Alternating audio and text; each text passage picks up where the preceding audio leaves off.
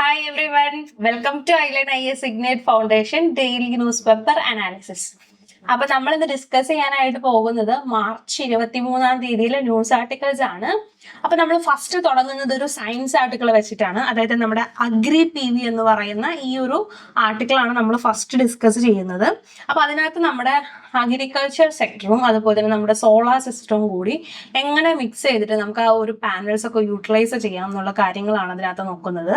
Then അത് കഴിഞ്ഞിട്ട് എന്തുകൊണ്ടാണ് ഈ ഇസ്രായേൽ ലെബനനെ അറ്റാക്ക് ചെയ്യുന്നതെന്നുള്ള ഈ ഒരു എഫക്റ്റ് നമ്മൾ നോക്കുന്നുണ്ട്. അതുപോലെ തന്നെ ഈ ഇലക്ട്രിക് വെഹിക്കിൾസിന്റെ ബാറ്ററീസ് ഉണ്ടല്ലോ, അത് എത്രയും പെട്ടെന്ന് എങ്ങനെയാണ് അതിനകത്ത് ഫയർ ഉണ്ടാവുന്നത്, അല്ലെങ്കിൽ അത് എന്തൊക്കെ പ്രശ്നങ്ങൾ ആണ് ഉണ്ടാക്കുന്നത്, അങ്ങനത്തെ കാര്യങ്ങളാണ് നമ്മൾ അവിടെ നോക്കുന്നത്. ആൻഡ് മെയിൻസ് ബക്കറ്റിൽ നമ്മൾ ഇന്ത്യയിൽ ഇപ്പൊ കമ്പൽസറി വോട്ടിംഗ് കൊണ്ടുവരേണ്ടതുണ്ടോ, അതിന്റെ പ്രോസ് ആൻഡ് കോൺസ് ആണ് നമ്മൾ അവിടെ ഡിസ്കസ് ചെയ്യുന്നത്. ആൻഡ് പ്രിലിം സ്നിപ്പറ്റ്സിൽ നമ്മുടെ MPC പുതിയ മൂണുകളെ കണ്ടുപിടിച്ചിട്ടുണ്ട്. അപ്പൊ ഈ MPC എന്താ, അങ്ങനത്തെ കാര്യങ്ങളാണ് നമ്മൾ അവിടെ നോക്കുന്നത്. അപ്പൊ നമുക്ക് തുടങ്ങാം.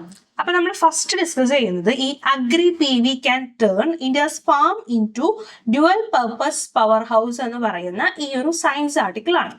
അപ്പോൾ അഗ്രി ഫോട്ടോ വോൾട്ടായിക്കിനെയാണ് നമ്മൾ അഗ്രി PV എന്ന് പറയുന്നത്. അതായത് ഒരു a model that combine solar power generation with agriculture on the same land. അതാണ് അഗ്രി PV എന്ന് പറയുന്നത്. അതായത് നമ്മുടെ അഗ്രികൾച്ചർ നടത്തുന്ന അതേ ലാൻഡിൽ തന്നെ നമ്മൾ സോളാറും വെക്കുന്നു എന്നുള്ളൊരു സിസ്റ്റമാണ് വരുന്നത്.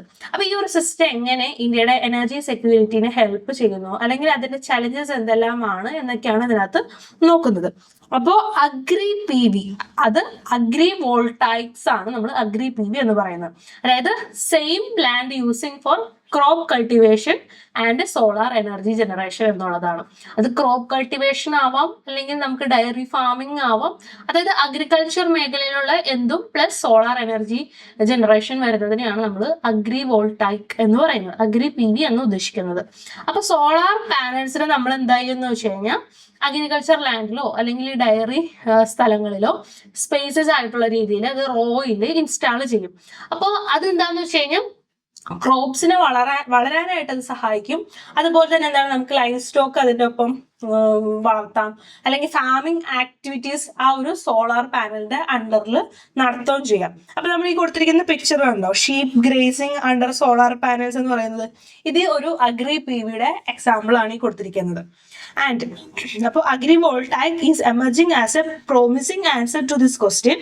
Agri PV integrates solar system with farming, allowing farmers to generate electricity and cultivate crop on the same parcel of land. അത്രയാണ് അതിനകത്ത് വരുന്നത്.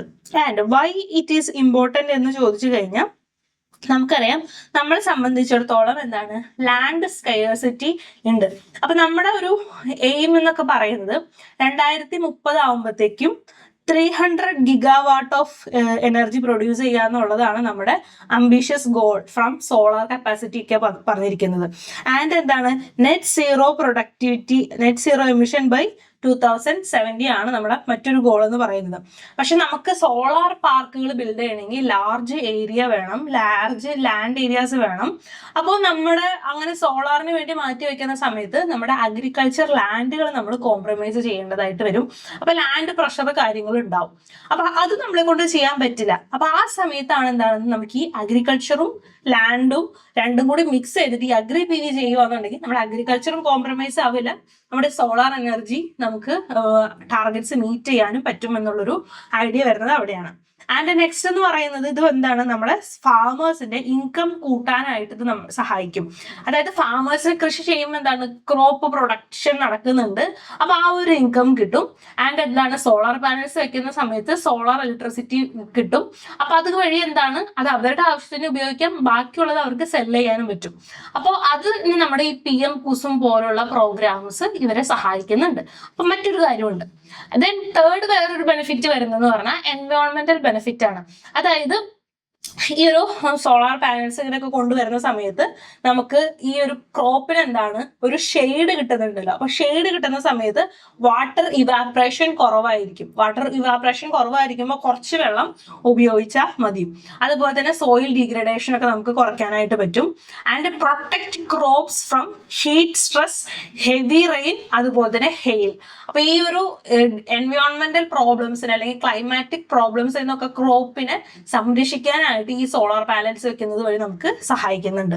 ആൻഡ് നെക്സ്റ്റ് വരുന്നത് എനർജി ട്രാൻസിഷൻ പ്ലസ് റൂറൽ ഡെവലപ്മെന്റിന് ഇത് സഹായിക്കുന്നുണ്ട്. അതായത് clean energy expansion, rural electrification, agro processing and സ്റ്റോറേജിനൊക്കെ ഈ ഒരു എനർജി നമുക്ക് ഉപയോഗിക്കാനായിട്ട് പറ്റും. അപ്പൊ ഈ സോളാർ വെച്ചിട്ടുള്ള ആ ഒരു എനർജിനെ നമ്മുടെ ക്രോപ്പിന്റെ പല ഇതിന് ഇപ്പൊ കോൾഡ് സ്റ്റോറേജിലോട്ട്, അതുപോലെ തന്നെ ഓരോ പ്രോസസ്സിങ്ങിനും ഇലക്ട്രിസിറ്റി വേണം.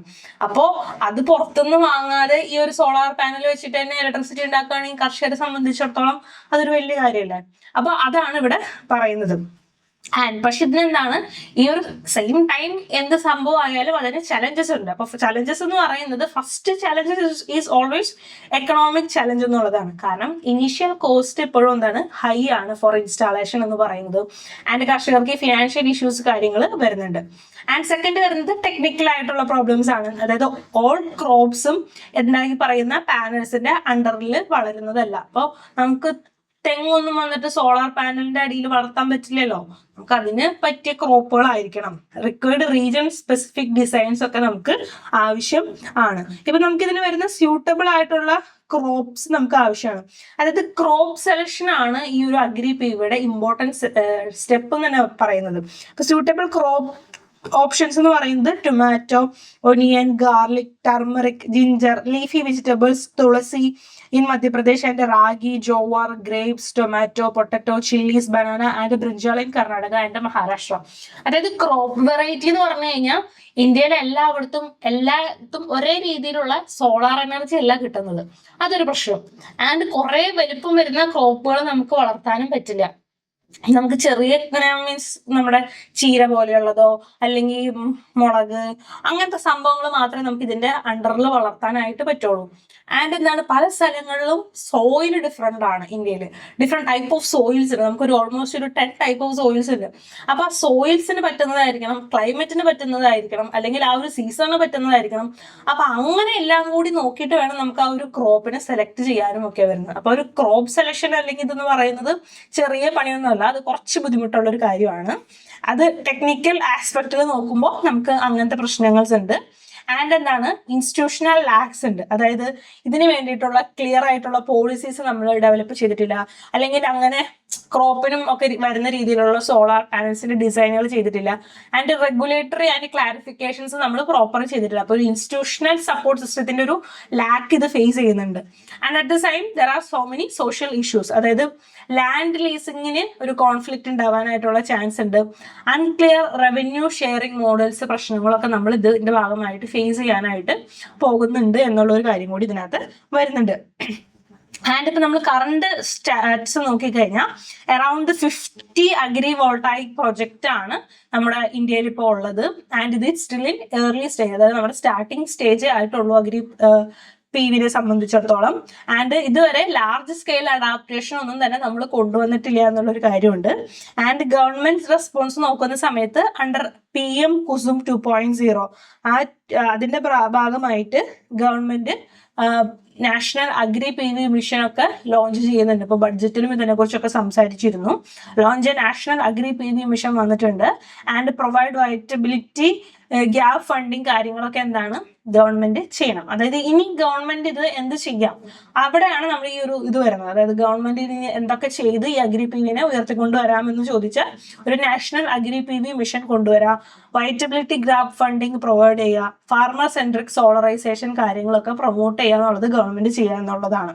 ആൻഡ് അതുപോലെ തന്നെ മറ്റ് നമുക്ക് ചെയ്യാൻ പറ്റുന്ന കാര്യങ്ങൾ എന്ന് പറഞ്ഞാൽ ഒരു അഗ്രി പിവിക്ക് ക്ലിയർ ആയിട്ടുള്ള പോളിസി ഡിസൈൻസ് സ്റ്റാൻഡേർഡ് കാര്യങ്ങളൊക്കെ കൊണ്ടുവരാം, അത് സെറ്റ് ചെയ്യാം.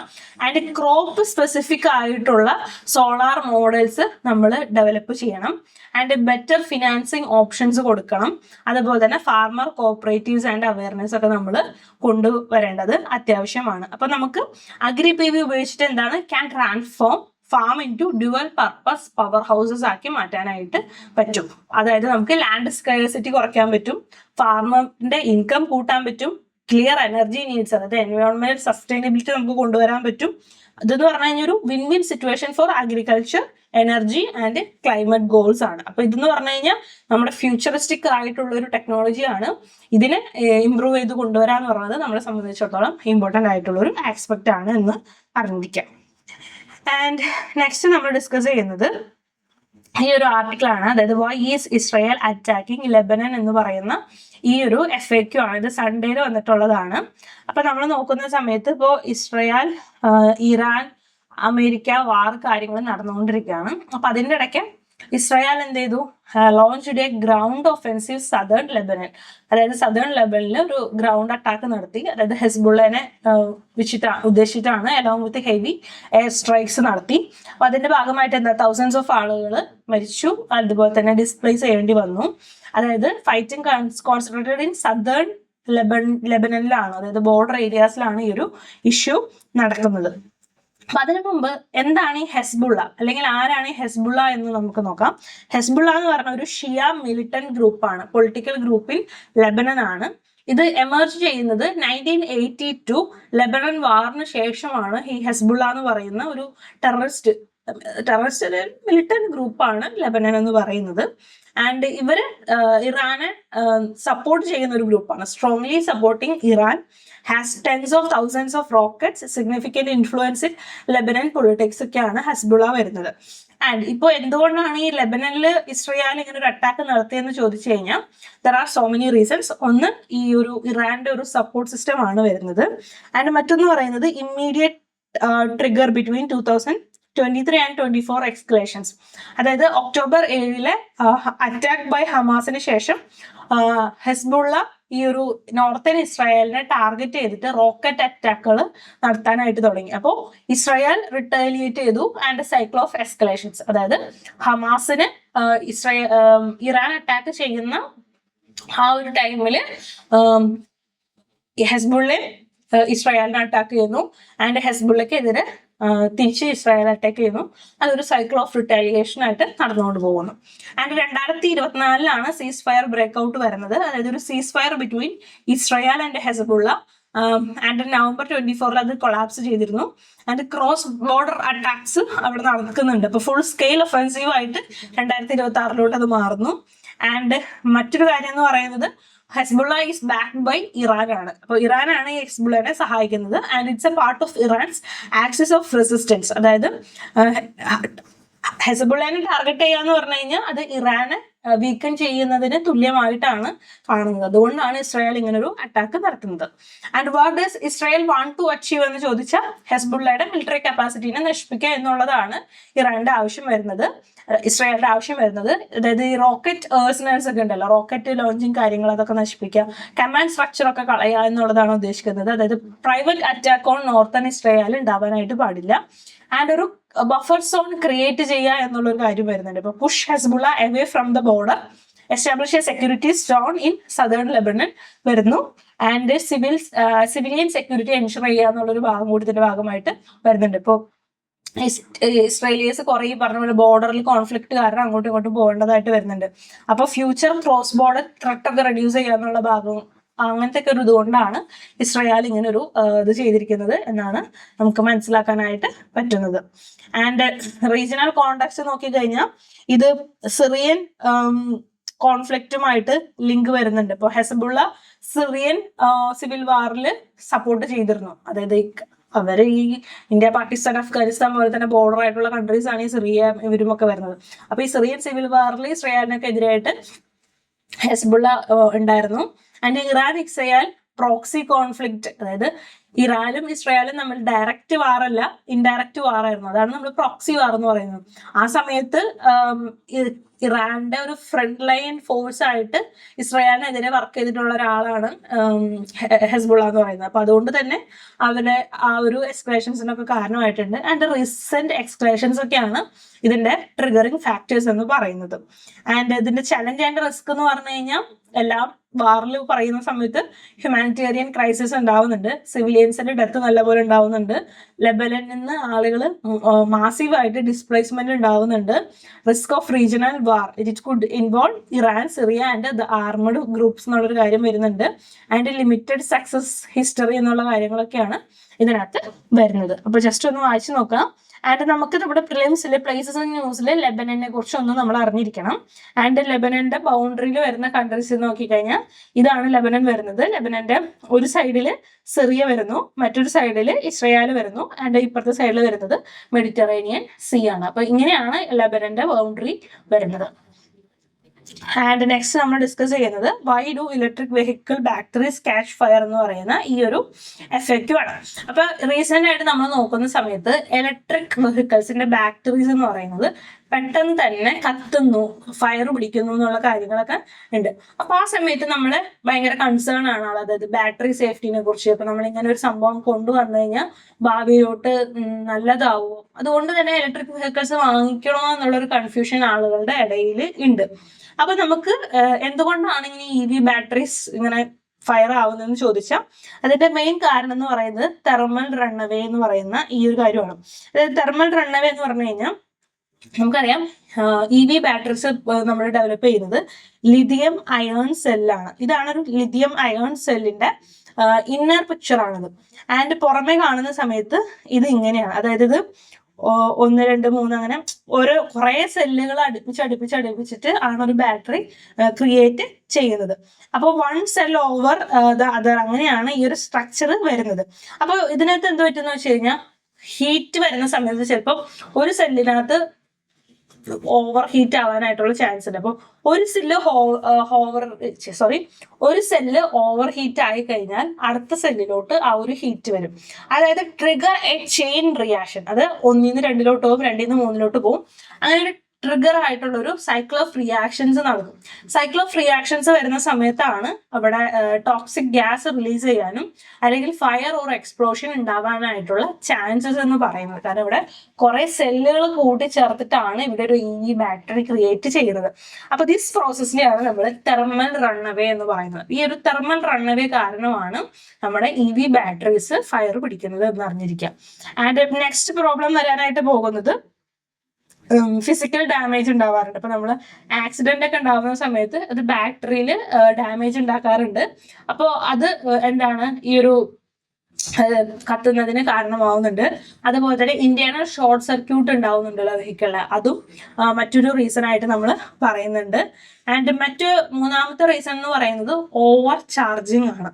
അതായത് ബാറ്ററി നമ്മൾ എപ്പോഴും ചാർജ് ചെയ്യുന്ന സമയത്ത് പലപ്പോഴും ആളുകൾക്കുള്ളൊരു ഇതെന്ന് പറഞ്ഞാൽ ഫോൺ ആയാലും ടാബ്ലറ്റ് ആയാലും ഈവൻ ലാപ്ടോപ്പ് ആയാലും കുത്തിയിട്ടിട്ട് അങ്ങോട്ട് പോകും. ചിലപ്പോൾ രാത്രിയൊക്കെ ഫുള്ള് ഇങ്ങനെ ചാർജ് ഇട്ടേക്കും. അപ്പൊ രാവിലെ എഴുന്നേറ്റ് കഴിഞ്ഞ് കഴിയുമ്പോൾ അത് ഇങ്ങനെ ഊരിയാൽ മതിയല്ലോ.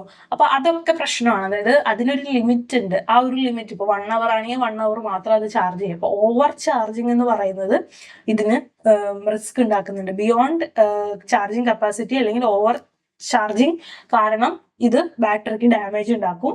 ആൻഡ് അതുപോലെ തന്നെ ചീപ്പ് ആൻഡ് അൺസർട്ടിഫൈഡ് ആയിട്ടുള്ള ചാർജേഴ്സ് ഉപയോഗിക്കുന്നതും ഈ ഒരു ഇതിനകത്ത് പ്രശ്നം ഉണ്ടാവാറുണ്ട്. അപ്പൊ leading to over heating and fire risk ഇത് കോസ് ചെയ്യുന്നുണ്ട്. അപ്പൊ അങ്ങനെയും ഈ പറയുന്ന ബാറ്ററി കത്തുന്നതിനും കാരണമാകുന്നുണ്ട്. ദെൻ നെക്സ്റ്റ് മാനുഫാക്ചറിങ് ഡിഫക്റ്റുകൾ ഉണ്ടാവാം. പുവർ ഡിസൈൻ ഓർ ഡിഫക്റ്റ് ഒക്കെ ഉണ്ടാവുന്ന സമയത്ത് ഇലക്ട്രോഡുകൾ തമ്മിൽ കോണ്ടാക്ട് വരാനും അവിടെ എക്സസീവ് ഹീറ്റ് ജനറേറ്റ് ചെയ്യാനും ഫയർ ഇൻസിഡൻസ് അല്ലെങ്കിൽ എക്സ്പ്ലോഷൻ ഉണ്ടാവാനായിട്ടുള്ള ചാൻസ് കൂടുതലാണ് എന്നുള്ളൊരിതാണ്. അതാണ് ഇന്റേണലി വരുന്ന കാര്യങ്ങൾ. And external conditions also matter. അതായത് എക്സ്റ്റേണൽ കണ്ടീഷൻ നോക്കുമ്പോൾ ഹീറ്റ്, സൺലൈറ്റ്, ഇതൊക്കെ എന്താണ് ഇത് ട്രിഗർ ചെയ്യുന്നുണ്ട് ഈ ഒരു ഇൻസിഡൻസിന്.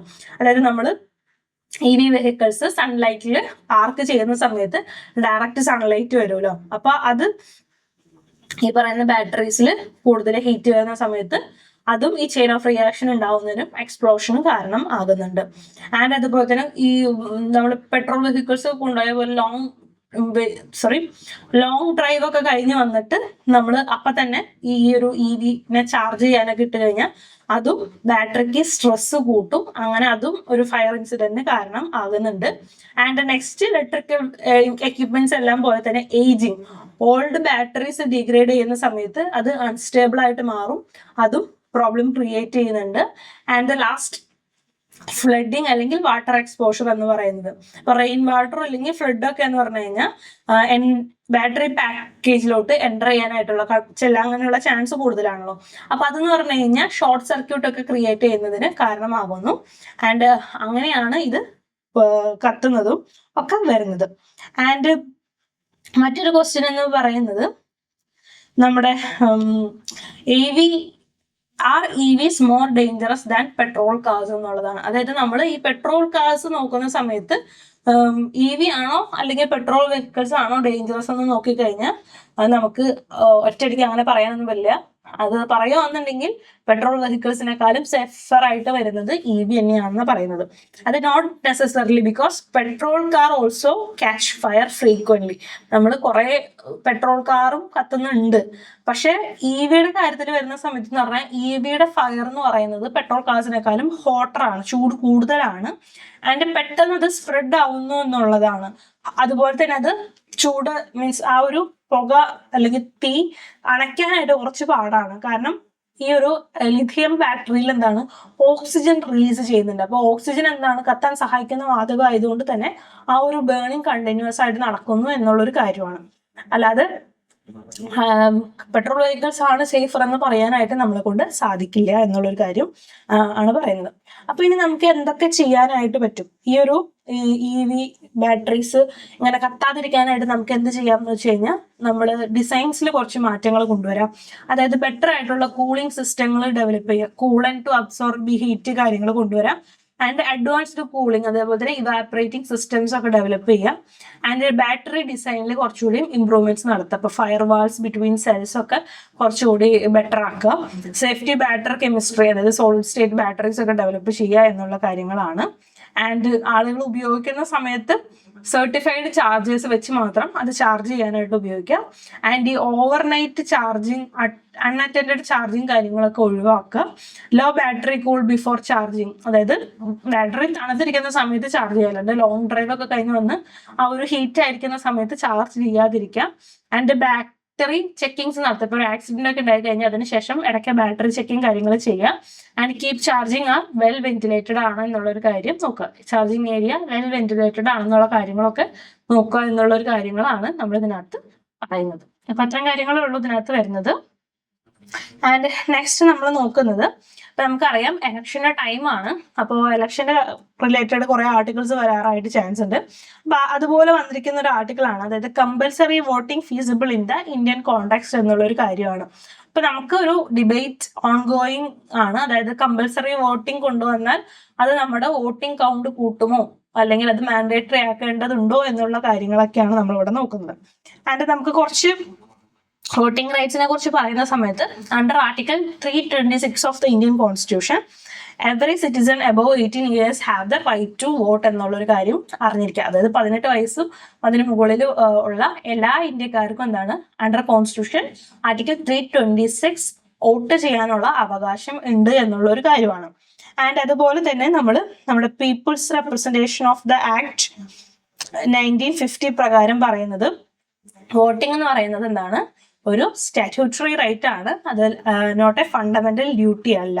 ആൻഡ് സുപ്രീം കോടതി section 62 of the representation of the people act provide the right to vote to every person whose name is entered in the electoral rolls of a constituency. അപ്പൊ നമ്മുടെ electoral റോളിൽ പേരുള്ള ഏതൊരാൾക്കും vote ചെയ്യാനായിട്ടുള്ള അധികാരമുണ്ട്. And supreme കോടതി clarify ചെയ്തിരിക്കുന്നത് എന്താണെന്ന് വെച്ച് കഴിഞ്ഞാൽ റൈറ്റ് ടു വോട്ട് എന്ന് പറയുന്നത് അതൊരു ഫണ്ടമെന്റൽ റൈറ്റ് അല്ല, അതൊരു സ്റ്റാറ്റ്യൂട്ടറി റൈറ്റ് ആണ്.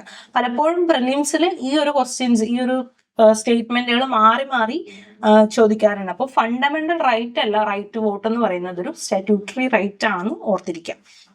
ആൻഡ് ഇപ്പൊ എന്താണ് ഈ കമ്പൽസറി വോട്ടിംഗ് എന്ന് ചോദിച്ചു കഴിഞ്ഞാൽ, അതായത് നമുക്ക് വോട്ട് ചെയ്യാനുള്ള അവകാശം ഉണ്ട്, അതുപോലെ തന്നെ വോട്ടിംഗ് കമ്പൽസറി ആക്കി മാറ്റുക. വോട്ട് ചെയ്യുക എന്നുള്ളത് ഒരു സിറ്റിസന്റെ ഡ്യൂട്ടി ആണ്. Citizens are legally required to vote എന്നുള്ള രീതിയിലോട്ട് മാറ്റുന്നതിനാണ് നമ്മൾ കമ്പൽസറി വോട്ടിംഗ് എന്ന് പറയുന്നത്. ആൻഡ് ഈ വോട്ട് ചെയ്യാത്ത ആളുകൾക്ക് ഫൈൻ ഈടാക്കുക, അല്ലെങ്കിൽ ചില ഗവൺമെന്റ് സർവീസ് ഒന്നും കൊടുക്കാതിരിക്കുക, അങ്ങനെയുള്ള കാര്യങ്ങൾ കൊണ്ടുവരുന്നതിനെയാണ് നമ്മൾ കമ്പൽസറി വോട്ടിംഗ് എന്ന് പറയുന്നത്. അപ്പൊ നമ്മുടെ Dinesh Goswami committee on electoral reforms 1990 ഈ ഒരു കമ്പൽസറി വോട്ടിങ്ങിനെ അവര് ഫേവർ ചെയ്തൊന്നുമില്ല. അപ്പൊ അതിനെ പറഞ്ഞതെന്ന് വെച്ച് കഴിഞ്ഞാൽ നമുക്കത് ചെയ്യാൻ പറ്റില്ല, അതിലും പകരം വേറെ നല്ല കാര്യങ്ങൾ ചെയ്യുന്നതായിരിക്കും നമുക്ക് നല്ലത് എന്നുള്ള കാര്യങ്ങളാണ് പറഞ്ഞിരിക്കുന്നത്. അപ്പോൾ കമ്പൽസറി വോട്ടിങ്ങിന്റെ ആർഗ്യുമെന്റ്സ് നോക്കുന്ന സമയത്ത് കമ്പൽസറി വോട്ടിംഗ് ചെയ്താൽ ഉണ്ടാവാൻ പോകുന്ന ബെനിഫിറ്റുകൾ എന്ന് പറഞ്ഞു കഴിഞ്ഞാൽ ആസ് ലോ കമ്മീഷന്റെ 255th റിപ്പോർട്ട് 2015 റിപ്പോർട്ട് പ്രകാരം പറയുന്നത് എന്താണെന്ന് വെച്ച് കഴിഞ്ഞാൽ നമ്മൾ കമ്പൽസറി വോട്ടിംഗ് ആവുന്ന സമയത്ത് നമുക്കൊരു 7% വോട്ടിംഗ് കൂട്ടാനായിട്ട് സാധിക്കും. ഇപ്പോൾ ഉള്ള വോട്ടിങ്ങിനേക്കാളും ഒരു 7% നമുക്ക് കൂട്ടാനായിട്ട് വോട്ടിംഗ് പെർസെൻറ്റേജ് കൂട്ടാനായിട്ട് സാധിക്കുമെന്നുള്ളതാണ് ഒരു ആർഗ്യുമെന്റ് വരുന്നത്. ആൻഡ് സെക്കൻഡ് വരുന്നത് സ്ട്രോങ്ങർ ഡെമോക്രസി.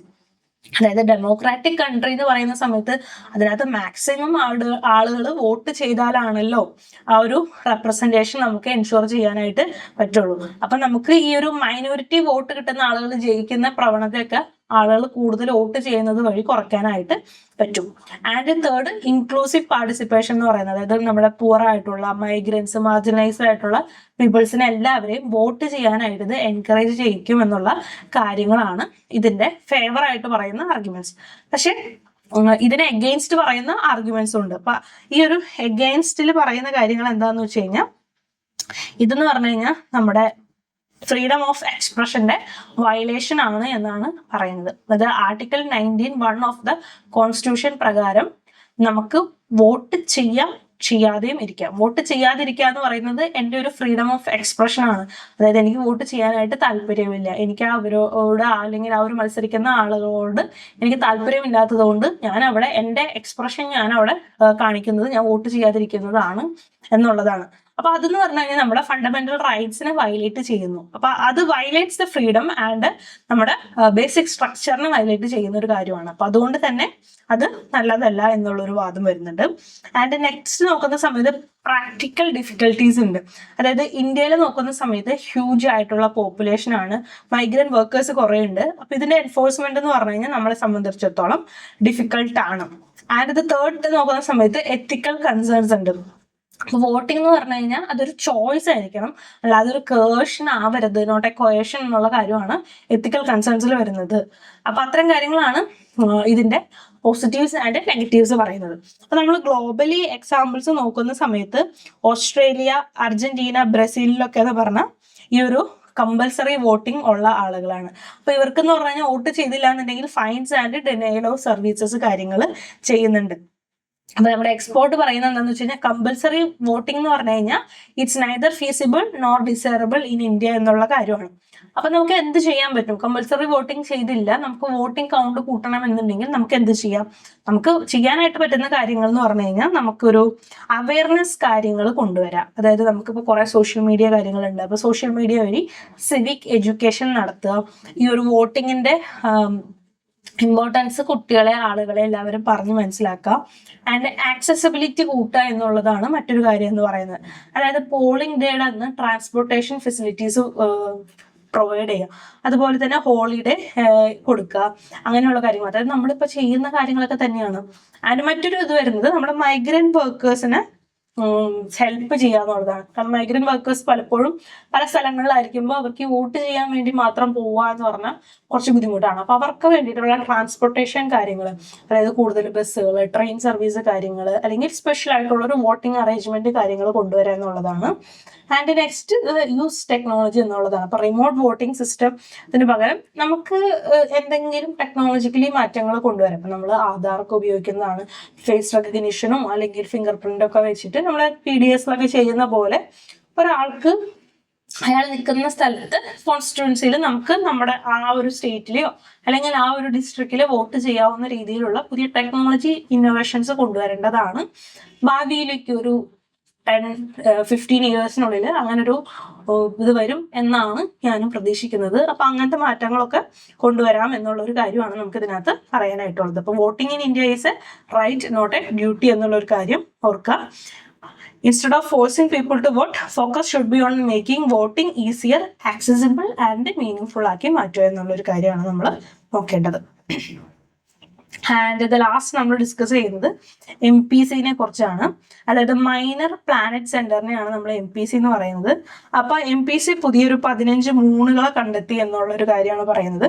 അതായത് നമ്മുടെ ജുപ്പിറ്ററിന് അറൗണ്ട് ഒരു 4 മൂണ്, അതുപോലെ തന്നെ സാറ്റേണിന് അറൗണ്ട് ഒരു 11 മൂണുകളെ കൂടിയാണ് പുതിയത് കണ്ടുപിടിച്ചിരിക്കുന്നത്. അപ്പൊ MPC എന്ന് വെച്ച് കഴിഞ്ഞാൽ നമ്മുടെ വേൾഡിലെ primary repository for all observations of small bodies of the solar system. ഈ പ്ലാനറ്റുകളല്ലാതെ ചെറിയ ചെറിയ സ്മോളർ ബോഡീസ് ഉണ്ടല്ലോ, ആസ്ട്രോയിഡുകൾ, കോമറ്റ്സ്, ഔട്ടർ പ്ലാനറ്റ് മൂണുകൾ. അപ്പൊ ഇതിനൊക്കെ കണ്ടുപിടിക്കുന്നതും അല്ലെങ്കിൽ അതിന്റെ റെഗുലേഷൻസ്, ഓപ്പറേഷൻസ് കാര്യങ്ങളൊക്കെ ചെയ്യുന്നത് ഈ മൈനർ പ്ലാനറ്റ് സെന്റർ ആണ്.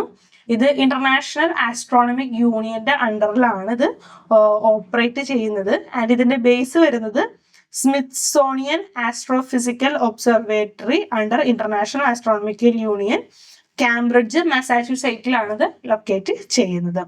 ആൻഡ് MPC ചെയ്യുന്നത് എന്തൊക്കെയാന്ന് വെച്ച് കഴിഞ്ഞാൽ വെരിഫിക്കേഷൻ ഓഫ് ഡിസ്കവറീസ്. ഇപ്പൊ നമ്മൾ കണ്ടുപിടിക്കുന്ന കോമറ്റ്, ആസ്ട്രോയിഡിന്റെ ഒക്കെ വെരിഫിക്കേഷൻസ് കാര്യങ്ങൾ ചെയ്യുന്നത് ആൻഡ് ഒബ്സർവേഷൻസ് ഒക്കെ നോക്കുന്നത് അവരാണ്. അസൈനിങ് ഐഡന്റിറ്റി കൊടുക്കുക, given official designation to new object, അതായത് അവർക്ക് പേര് കൊടുക്കുക അല്ലെങ്കിൽ പ്രഡിക്റ്റബിൾ പാത്ത് കാര്യങ്ങളൊക്കെ കൊടുക്കുന്നത് അവരാണ്. അതിന്റെ ട്രാക്കിംഗ് സ്പേസ് ഒബ്ജക്ട്സ്, അതായത് ആസ്ട്രോയിഡ്, കോമറ്റ്, മൂണുകളൊക്കെ മോണിറ്റർ ചെയ്യുക. ആൻഡ് എർത്തിന് വരുന്ന ത്രെഡുകളെ മോണിറ്റർ ചെയ്യുക. അപ്പൊ നിയർ എർത്ത് ഒബ്ജക്ട്സിലൊക്കെ ട്രാക്ക് ചെയ്യുക. പ്ലാനറ്ററി ഡിഫൻസ് കാര്യങ്ങൾക്കൊക്കെ ഇത് ഇമ്പോർട്ടൻ്റ് ആണ് എന്നുള്ളൊരു കാര്യം നോക്കുക. അപ്പൊ അത്തരം കാര്യങ്ങളാണ് നമുക്ക് ഇതിനകത്ത് നോക്കാനായിട്ടുള്ളത്. അപ്പൊ നമുക്ക് ക്വിക്കായിട്ടൊന്ന് റീക്യാപ്പ് ചെയ്യാം. അപ്പൊ ഫസ്റ്റ് നമ്മൾ ഡിസ്കസ് ചെയ്തത് അഗ്രി PV കുറിച്ചാണ്, അഗ്രി ഫോട്ടോ വോൾട്ടായിക്കിനെ കുറിച്ചാണ് നമ്മൾ അവിടെ ഡിസ്കസ് ചെയ്തത്. നമുക്ക് എന്താണ് നമ്മുടെ ലാൻഡ് യൂസ് കുറയ്ക്കാനും കുറച്ച് ലാൻഡിൽ വെച്ചിട്ട് അഗ്രികൾച്ചർ ബൂസ്റ്റ് ചെയ്യാനും സോളാർ എനർജി ഡെവലപ്പ് ചെയ്യാനും ആയിട്ട് നമുക്ക് ഈ ഒരു സിസ്റ്റം വഴി സാധിക്കും. And next, why Israel attacked ലെബനനിലെ ഹെസ്ബുള്ള, അവരുടെ കാര്യങ്ങളാണ് നമ്മൾ അവിടെ ഡിസ്കസ് ചെയ്തത്. And third, why electric vehicle batteries catch fire എന്നുള്ളൊരു കാര്യം നമ്മൾ നോക്കി. അത് കഴിഞ്ഞ് മെയിൻ ബക്കൽസിൽ compulsory voting feasible in India ആണോ എന്നുള്ളൊരു കാര്യം നമ്മൾ ഡിസ്കസ് ചെയ്തത്. ആൻഡ് പ്രിലിംസിൽ MPC കൺഫേമിങ് ന്യൂ മൂൺസ് എന്നുള്ള കാര്യമാണ് നമ്മൾ ഡിസ്കസ് ചെയ്തത്. അപ്പൊ അത്തരം കാര്യങ്ങളാണ് നമ്മൾ ഇന്ന് പറയുന്നത്. ബാക്കി ന്യൂസുമായിട്ട് നമുക്ക് നാളെ കാണാം. അതുവരയ്ക്കും